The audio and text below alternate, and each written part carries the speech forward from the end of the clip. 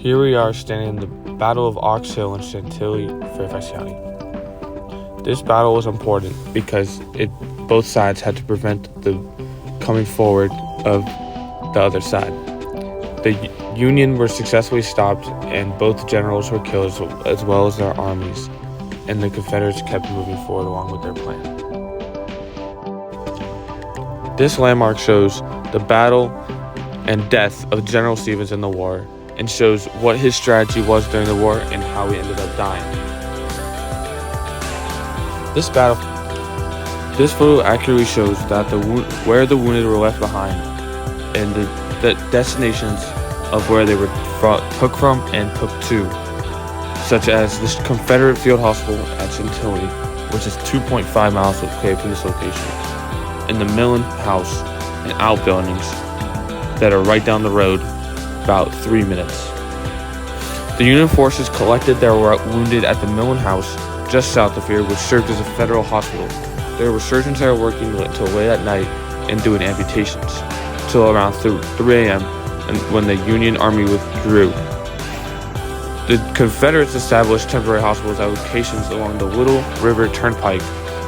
Afterward, they moved most of their wounded 2.5 miles to the Confederate Field Hospital in Chantilly.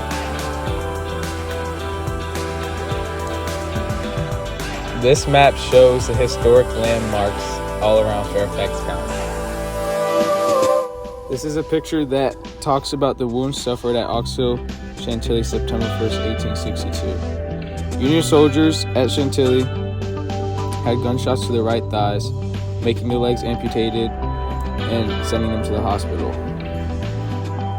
Also with that, the Confederate soldiers had their legs torn off, and their comrades had to fill them in wagons, barns, and stables, and were left there for a while.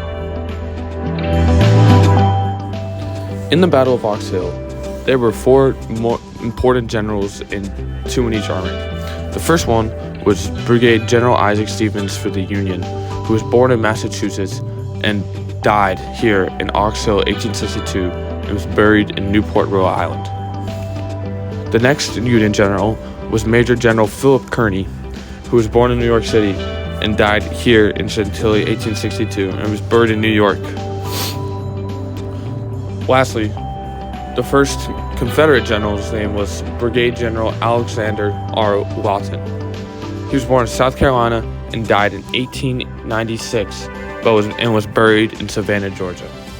The last Confederate general was Major General Ambrose Powell, who was born in Culpeper, Virginia, but was killed in Petersburg, 1865, and was buried in Richmond, Virginia.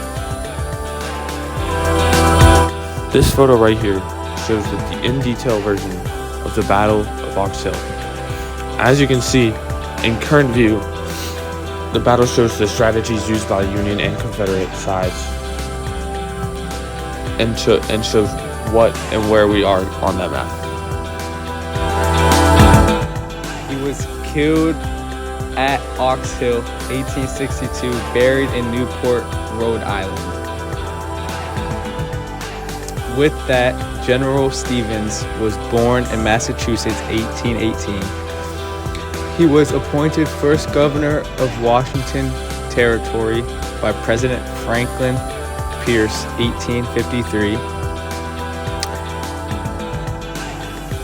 Here lies 2 monuments of 2 Union generals, General Kearny and General Stevens, that fought a great battle against the Confederates, but came up short.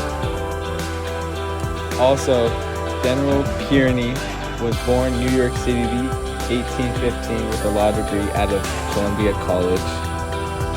He served in the Army of France, and he was buried in New York City at Arlington National Cemetery, 1912.